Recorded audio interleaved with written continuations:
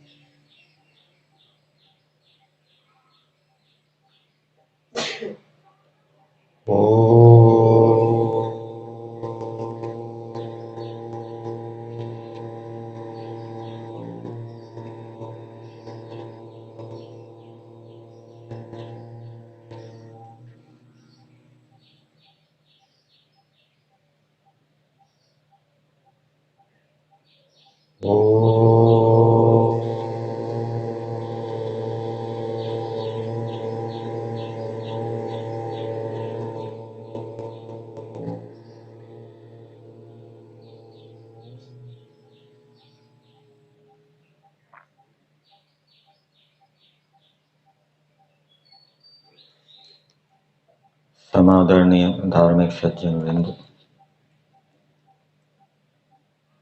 परमेश्वर कैसा है इस विषय में वेदों के अंदर बताया गया है।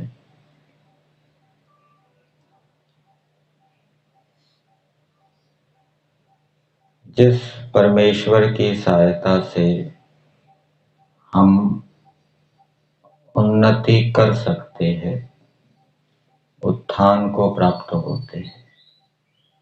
यदि परमेश्वर की सहायता हमें ना मिले तो हम उन्नति अथवा उत्थान को प्राप्त नहीं हो सकते। ऐसा जो परमेश्वर है वो चींटियों के बिलों के अंदर भी प्राण वायु को पहुंचाता है। ऐसी व्यवस्था परमेश्वर ने की हुई है। और जो परमेश्वर अपने उपासकों के ऊपर कैसी कृपा करता है उसको एक दृष्टांत के माध्यम से समझाया गया है कि जैसे वृष्टि की बूंदें पृथ्वी को सींचती हैं, ऐसे ही परमेश्वर अपने आनंद रस की बूंदों से अपने उपासकों को सींचता है। और जैसे पृथ्वी वृष्टि का जल प्राप्त करके तृप्त हो जाती है, वैसे ही जो परमेश्वर के उपासक हैं,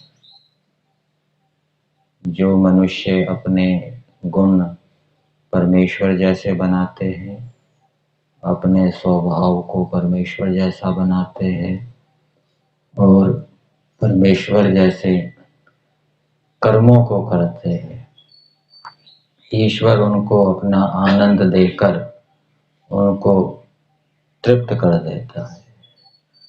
और परमेश्वर क्योंकि हम सब जीवों का माता पिता है, परम हितैषी है, इसलिए परमेश्वर ने वेदों के अंदर हमें दुखों से बचने के लिए अथवा संसार के अंदर जो आकर्षक विषय हैं, भोग हैं, उन विषय भोगों का हम शिकार ना बने, उसके लिए परमेश्वर ने हमें वेदों के अंदर उपाय बताए हैं। उसको एक दृष्टांत के माध्यम से समझाया है कि जैसे व्यक्ति वृष्टि से, वर्षा से बचने के लिए वो वर्षा का शिकार ना हो जाए, उससे बचने के लिए अपने ऊपर छतरी का आवरण डाल देता है, अथवा आजकल रेनकोट आदि भी पहन लेते हैं, उससे वो वृष्टि का शिकार नहीं होता। ऐसे ही जो मनुष्य अपने ऊपर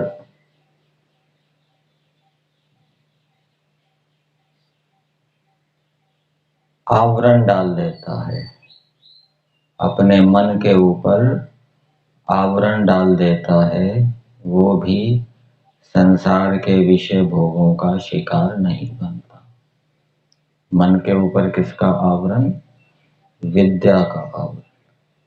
जब तक मन के अंदर अविद्या रहती है तो मनुष्य संसार के विषय भोगों का शिकार हो जाता है, और जब उस मन के ऊपर यम नियम आदि अष्टांग योग का अनुष्ठान करके विद्या का आवरण डाल दिया जाता है तो संसार के विषय भोगों के सामने आने पर भी मनुष्य उनका शिकार नहीं होता। जैसे योग दर्शन के अंदर वितर्कों से बचने का उपाय बताया गया है।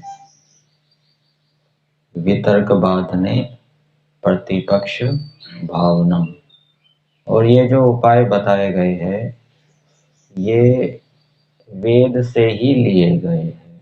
वेद में इन उपायों का संकेत किया गया है। वेद में बताया गया है कि जो मनुष्य इंद्रियों के विषयों में लीन हो जाता है वो पूंछ वाले पशु के समान हो जाता है। और यही बात योग दर्शन के व्यास भाष्य के अंदर बताई गई है कि जो योगाभ्यास का आचरण करता हुआ फिर वितर्कों को उठाता है तो उसका ये जो व्यवहार है, ये जो वृत्त है, ये जो आचरण है, ये किसके समान है? कुत्ते के समान। तो योग दर्शन के अंदर जो योग से संबंधित बातें बताई गई है उनका संकेत हमें वेदों के अंदर मिलता है, उनका मूल वेदों के अंदर मिलता है।